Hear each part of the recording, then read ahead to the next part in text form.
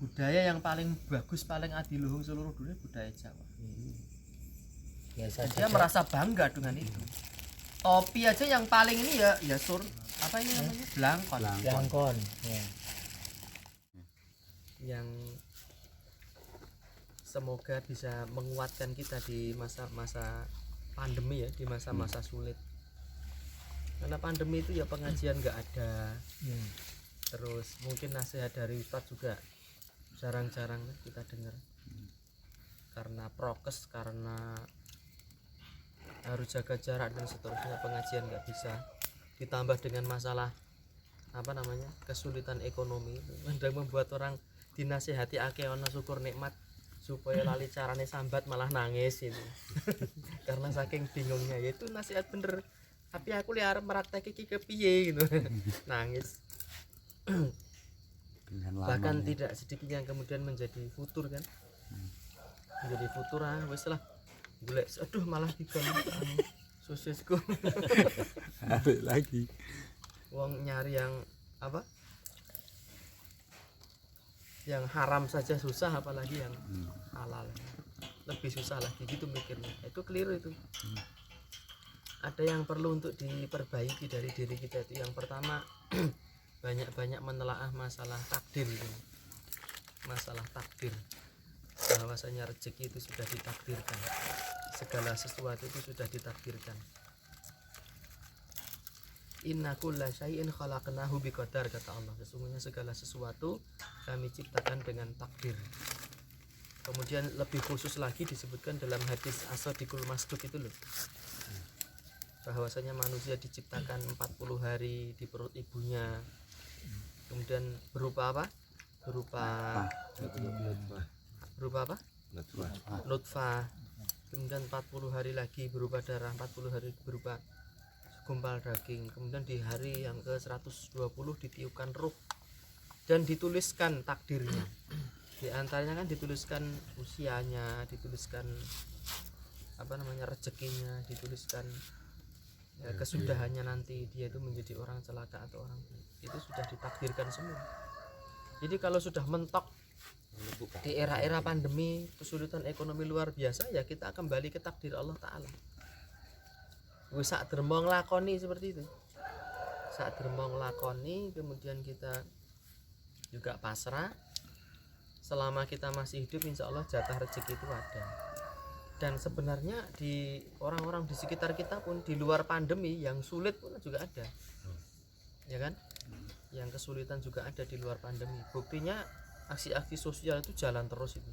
Apalagi kalau teman-teman aktif di lembaga sosial yang khusus ya, atau konsen ngurusi masalah kesulitan ekonomi itu, wah ngeri-ngeri itu.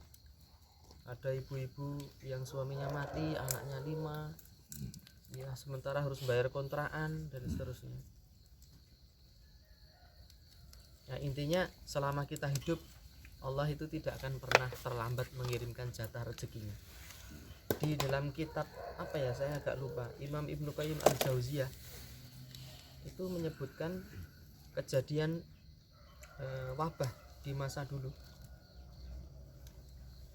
Ada satu keluarga itu sudah mati kena wabah itu. Kemudian di hari yang ketujuh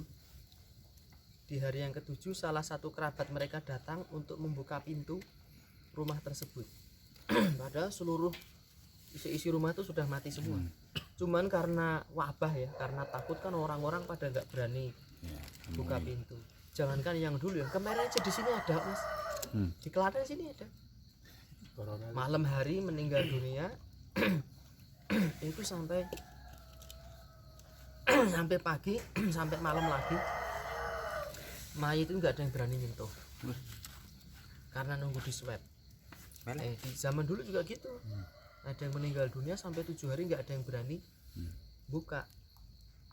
Kemudian setelah 7 hari ada salah satu kerabatnya yang membuka pintu itu, padahal di isi rumah udah mati semua. Dia mengira ini isi rumah udah mati semua. Ternyata di dalam rumah itu ada bayi yang sedang menyusu kepada anjing. Seperti itu. Padahal pintu itu ketutup. Tapi ternyata takdir Allah menyatakan bayi itu belum habis jatah rezekinya. ya Allah Ta'ala mengirim rezeki dengan caranya, dan tidak mungkin terlambat rezeki Allah. Ya kalau digagas bayi, ya keluarganya mati semua selama 7 hari kok bisa hidup, ternyata dia menyusu kepada seekor anjing. Nah, apalagi kita ini bukan bayi, artinya peluang untuk berusaha itu ada. Kalaupun memang sudah ruwet, ya sudah, kita nunggu takdir kita aja. Ya, arep dodol apa ora payu, duwe modal tinggo, dia punya duit untuk modal sire biar dapat keuntungan malah entek kabeh. Di tengah kondisi seperti itu masih ada ikhwan yang bercanda, Anda butuh duit, datang ke rumah saya, mari nangis bersama-sama. Apa malah tambah ruwet gitu.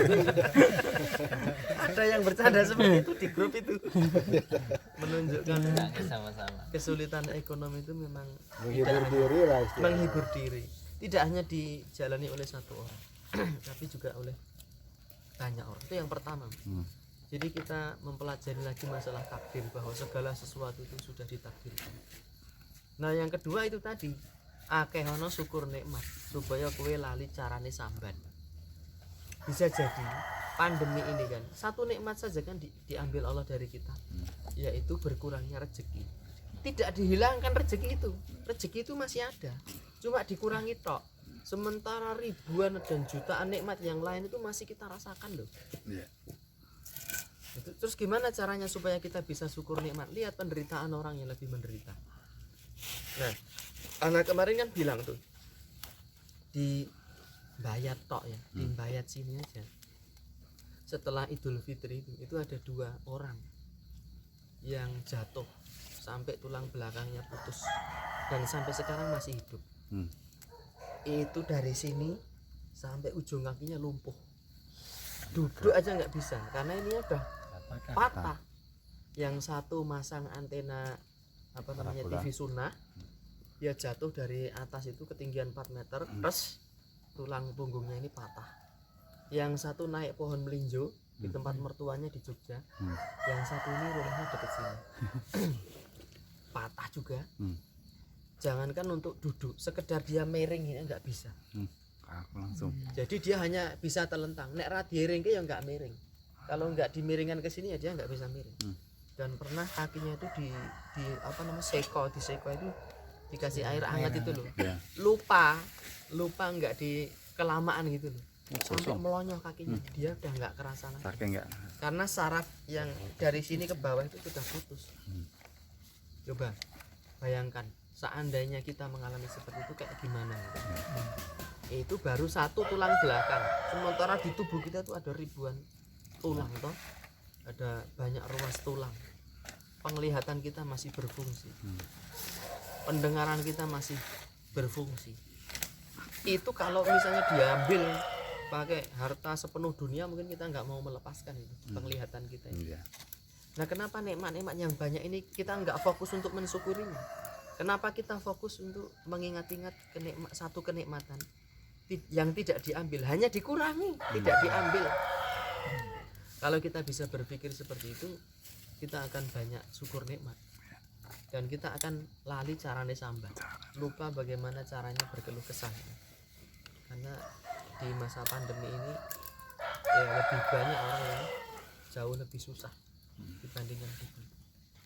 Kemudian terakhir ada hadis Nabi mengatakan itu loh, barang siapa berbagi hari itu bangun ya dalam keadaan sehat, kemudian aman itu tidak ada serangan musuh, tidak diancam oleh musuh. Yang ketiga, walahu qutu yaumihi, dia punya jatah makan 1 hari.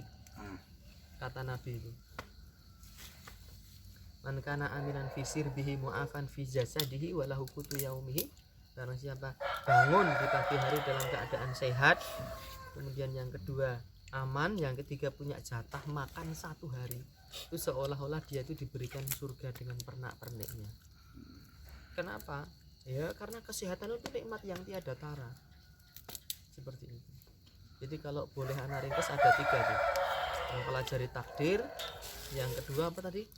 Mensyukuri nikmat dengan melihat penderitaan orang yang lebih susah daripada kita. Yang ketiga hadis ini, barang siapa bangun di pagi hari sehat, aman, punya jatah makan sehari. Lah saya tanya nih, teman-teman yang hadir di sini punya jatah enggak makan untuk 1 hari ini nanti untuk kita dan keluarganya? Murah kan? Nah itu sudah seperti orang diberikan surga dengan seluruh isinya. Bayangkan kalau kita tidak sehat seperti teman kita yang putus tulang belakang, gimana itu?